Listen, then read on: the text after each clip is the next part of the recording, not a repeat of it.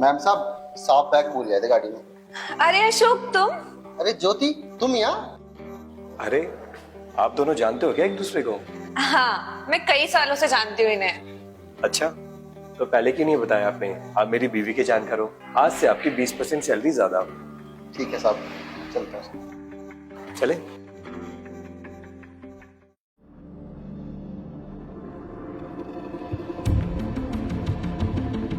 वैसे एक बात बताओ, तुम कैसे जानती हो इसको?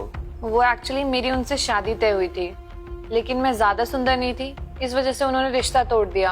अच्छा, इसका मतलब मेरे से शादी करके तुम्हारी तो किस्मत खुल गई नहीं? मतलब?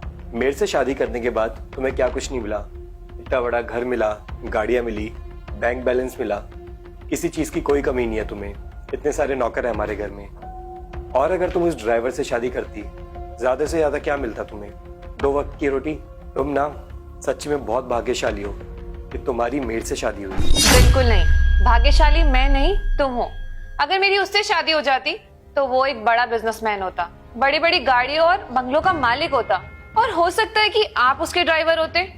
क्या मतलब? शायद आप पिछले 10-12 साल की बातें भूल चुके हैं, कैसे आप अपने दोस्तों के साथ समय बर्बाद करते थे, और मैंने आपको प्रोत्साहित करा था कि आप कुछ काम धंधा करें, इंटीरियर डिजाइनिंग का काम सीखें, लेकिन आपको तो सिर्फ पार्टी दोस्तों की लगी रहती थी।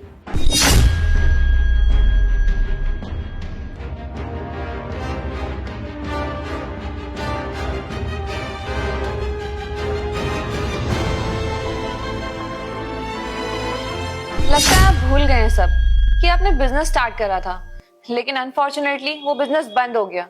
आप तो जॉब करना चाहते थे, लेकिन मैंने आपको मना करा। आपके बजाय मैंने जॉब करी, दिन रात काम किया, ओवर टाइम किया, कि आपको किसी चीज की कमी ना हो, आप अपने बिजनेस पे ध्यान दे सके। ऑफिस से आने के बाद सारा घर का काम भी मैं करती थी, कभी भी मैंने आपको घर के कामों में इन्वॉल्व नहीं होने दिया। मैं चाहती थी कि आप अपना सारा फोकस अपने बिजनेस पे लगाएं।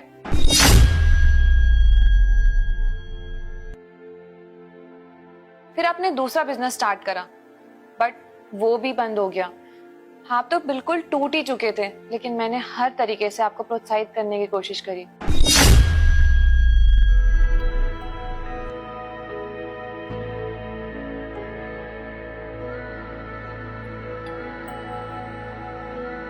मैंने आपको हमेशा प्रोत्साहित करा कि आप अपने काम पे ध्यान दें, अपने बिजनेस को आगे बढ़ाएं, कभी भी आपको किसी चीज की कमी नहीं होने दी। और आज जब आप इतने बड़े कारोबार के मालिक बन चुके हैं, इतने सारे घर है आपके पास, गाड़ियां आपके पास, तो आज आप अपना अतीत भूल चुके हैं। ये मत भूलिए कि आपकी इस सफलता के पीछे मेरा भी कुछ योगदान है। ज्योति, तुमने बिल्कुल सही कहा। आज मैं जहां भी हूँ, जिस भी पोजीशन पे हूँ, सिर्फ तुम्हारी वजह से हूँ। अगर तुम ना होती, मेरे साथ ना देती, तो मैं कभी यहाँ पे नहीं पहुंच पाता। तुमने क्या कुछ नहीं किया मेरे लिए। दिन रात काम करा, आके घर का काम करा, कितने सेक्रीफाइस किए, लेकिन कभी मुझे किसी चीज़ की कमी नहीं होने दी। ज्योति, मुझे माफ़ कर देना। जाने अनजाने में पता नहीं मैंने तुम्हें क्या कुछ नहीं कहा। और तुमने ना बिल्कुल सही कहा, भाग्यशाली तुम नहीं मैं हूँ जो तुम मेरे साथ हो। तुमने मेरे से शादी करी, थैंक यू सो मच।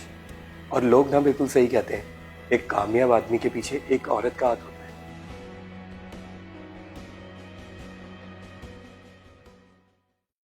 इस कहानी में हमने देखा कि कैसे एक महिला अपने पति के साथ हर मुसीबत में खड़ी थी, जिसने कि उसकी हार को उसकी जीत में बदल दिया।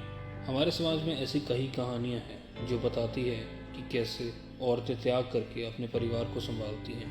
हम कई बार ऐसी बातों को भूल जाते हैं, लेकिन हमें ऐसी बातों को कभी नहीं भूलना चाहिए और हमेशा उनका सम्मान करना चाहिए।